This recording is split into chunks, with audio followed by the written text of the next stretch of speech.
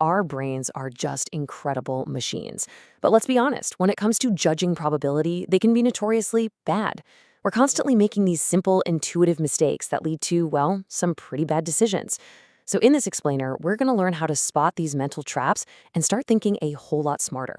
Okay, let's jump right in with a classic. Just picture it. You're flipping a coin, and you get heads 5 times in a row. Now, your gut is screaming that tails is due, right? It just feels like the universe has to balance things out. So what do you think? Is tails next? And the correct answer is nope. The odds are still exactly 50-50. And why is that? Well, it's pretty simple. The coin has no memory. It doesn't know it just landed on heads 5 times. Every single toss is a completely separate event, totally uninfluenced by whatever happened before. Really, getting this is the first big step to rewiring how we think about chance. And that right there gets to the core of the problem. Our intuition, which serves us so well in most parts of life, really leads us astray when we're dealing with probability. But here's the good news. These mistakes are predictable. Once you know what to look for, you can start to sidestep them. I love this quote because it just perfectly captures the goal here. This isn't about becoming some kind of statistical genius overnight.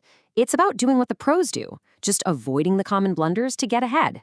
It's about not making the simple mistakes. Okay, so before we dive into the traps, let's just get on the same page. All probability really does is take messy, uncertain outcomes in the real world and stick a number on them that we can actually work with. It's a scale, right? From 0, meaning impossible, all the way to 1, meaning it's an absolute certainty. That's really it. It's just a tool to help us think clearly when things are uncertain.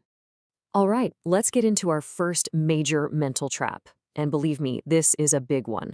Our tendency to mix up events that are connected with ones that are completely separate.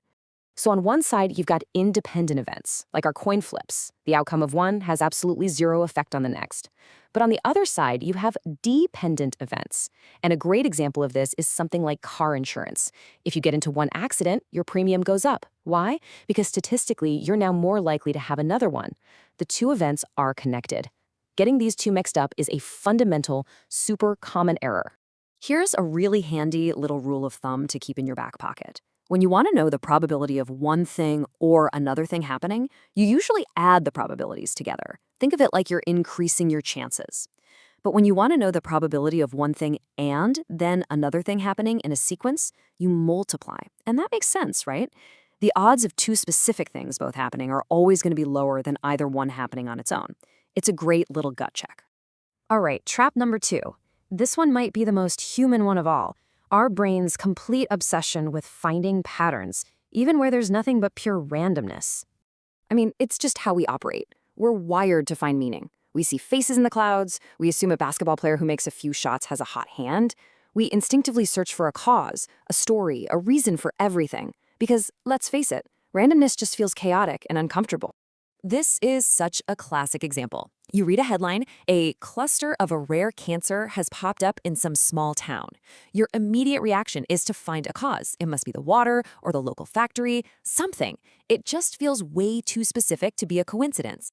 But then you see a quote like this, and it just flips the whole thing on its head. While the chance of a cancer cluster happening in that one specific town is incredibly tiny, the chance of a cancer cluster happening in some town, somewhere across the entire country, it's actually very, very high. With millions of towns out there, stuff like this is bound to happen purely by chance. And that leads us perfectly into our third and final trap, this tendency to focus on one single dramatic event and totally miss the bigger picture. So let's imagine this. Your favorite basketball player just had the game of their life. I mean, they scored 60 points, couldn't miss a shot. It was an absolutely extraordinary performance, a total outlier. So what happens in the very next game? Are they going to score 60 points again? Will they be even better? Or something else? What does your intuition tell you is going to happen? Well, the most likely outcome by far is that their next performance is going to be much closer to their normal long-term average. Not a terrible game, but probably not another record breaker. And this phenomenon actually has a name. It's called reversion to the mean. And the idea is pretty simple when you think about it. Any given performance is a combination of two things, skill and luck. Now, in that record-breaking game, the athlete had their usual high level of skill, but they also had an unusually huge amount of good luck. Skill is pretty stable, but that kind of extreme luck, it usually doesn't show up 2 nights in a row. Things naturally pull back toward the average. Okay, so we've walked through the 3 big probability traps our brains fall into. Now, let's bundle all this up into a simple, actionable toolkit to help you avoid these exact mistakes. Here it is, just 3 key questions to ask yourself. First, are these events actually linked or are they independent? That helps you avoid trap 1. Second, hold on, could this pattern I think I'm seeing just be random chance? That's your defense against trap 2. And third, when you see a crazy result, what's the long-term average here? That'll save you from trap 3. Look, this isn't just some abstract theory. It's a real, practical way to start improving your thinking immediately. So I'll leave you with this final thought. Based on everything we've just talked about, what's one assumption, one pattern, or one gut feeling you have that you're now going to question today?